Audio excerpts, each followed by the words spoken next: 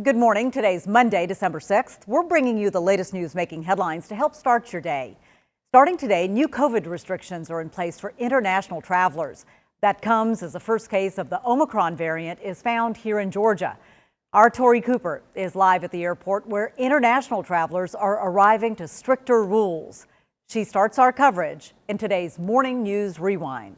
Health experts, vaccine companies, and the president really accepted this weeks ago, right? But now they're bracing on how they'll handle the Omicron variant now that it's here, and those travel restrictions go into effect right here at the international terminal for all foreign and domestic travelers. The Omicron variant has officially landed in the Peach State. Of course it's going to be here, right?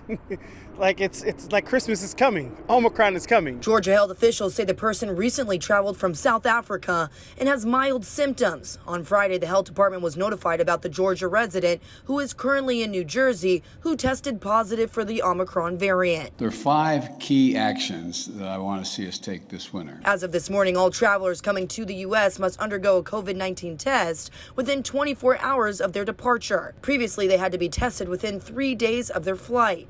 But domestic travelers can still move about without a test. Whatever we have to do to keep traveling, we love to travel. At least 17 states have reported the Omicron-related infections. Many of the confirmed cases have also been found in vaccinated people who reported having mild symptoms. The new rule applies to everyone, including vaccinated American citizens who are traveling to and from overseas. We're going to fight this variant with science and speed, not chaos and confusion.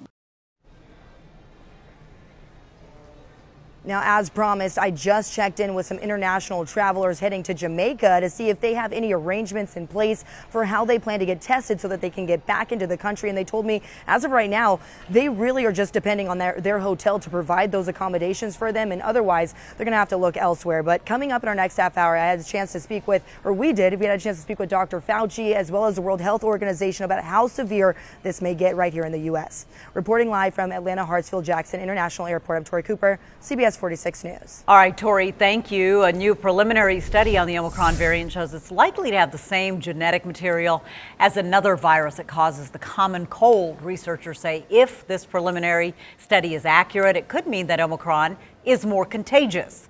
The shared genetic code hasn't been detected in other COVID variants. It is important to keep in mind that this is an early study and hasn't yet been published and peer-reviewed. Now at 6:07, we're keeping an eye on today with some of the other stories you need to know.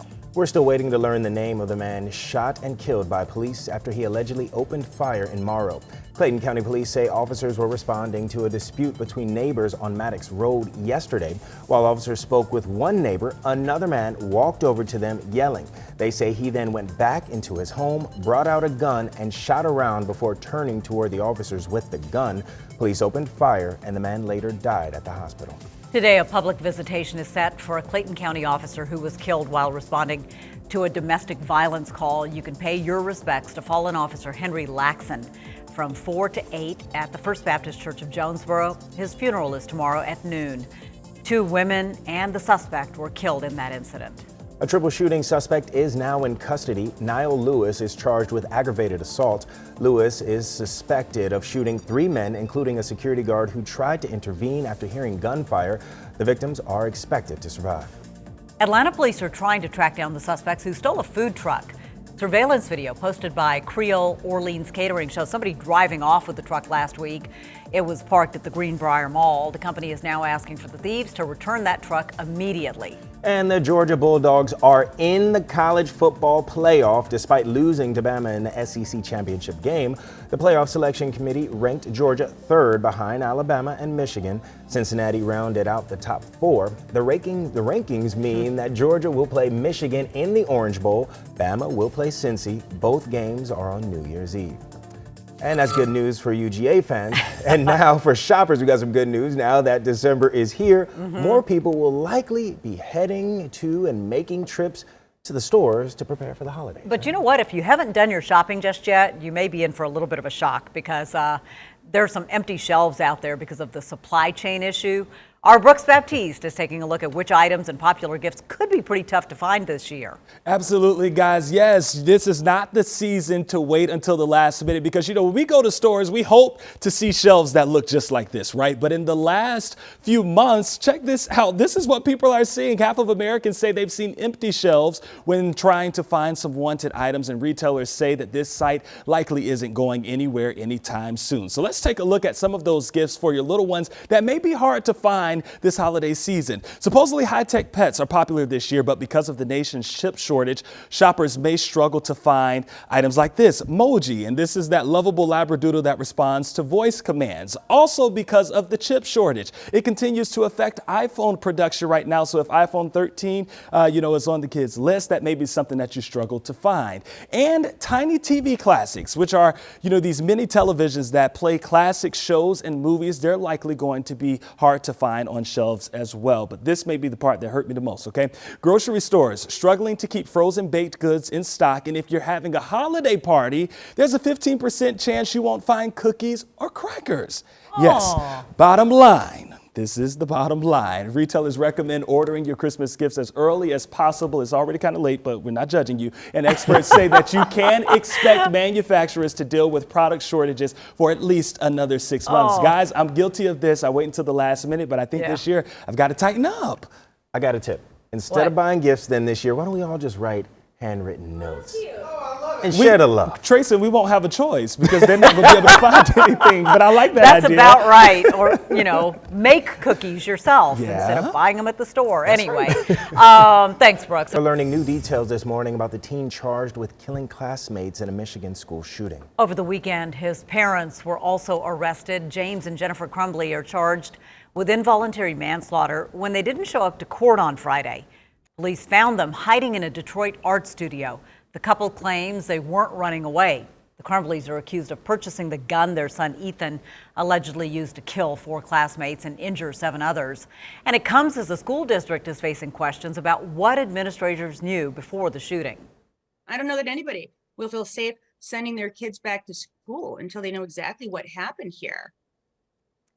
In a letter to parents, the superintendent revealed that a counselor had seen Crumbly just hours before the shooting because of a disturbing drawing and statements. School administrators reportedly told his parents to find him counseling within 48 hours or the school would notify Children's Protective Services.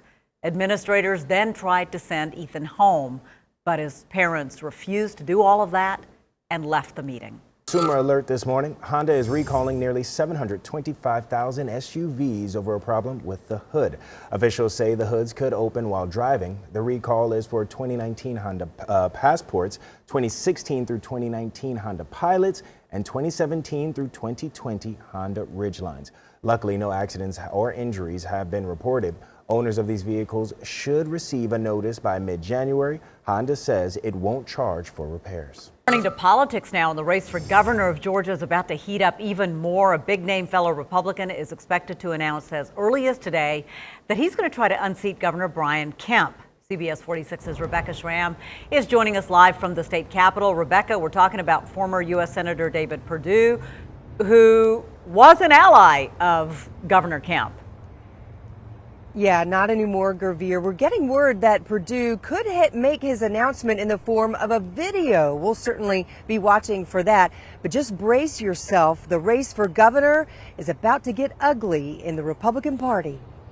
With former U.S. Senator David Perdue announcing he will challenge fellow Republican Brian Kemp for governor, it sets up a nasty primary race. Kemp's campaign released a statement that reads in part, Perdue's only reason for running is to soothe his own bruised ego because his campaign for U.S. Senate failed to inspire voters at the ballot box twice. Kemp has the backing of the Georgia Chamber of Commerce and the Republican Governors Association, but it's likely Perdue will get an immediate endorsement from former President Donald Trump. Also in the Republican primary, Democrat turned Republican Vernon Jones, who called Perdue and Kemp 2 peas in a pod. Sitting back and watching the mudslinging on the Republican side will be Democrat Stacey Abrams, who is unlikely to face a big name in her primary as she runs for governor for a second time. And take a live look. This is the official website for David Perdue's run for governor. It went live late last night. He is expected to announce the decision, announce that he's running sometime today. So we will have updates as they come in. Live at the state capitol, Rebecca Schramm, CBS 46 News. Yeah, you can see the Republican Party splintering on Capitol Hill and now here in our state. Rebecca, thank you. Thanks for watching CBS 46 News. Watch us live wherever you are, our mobile and our streaming news app. You can also watch us on Roku, Apple TV, and Fire TV.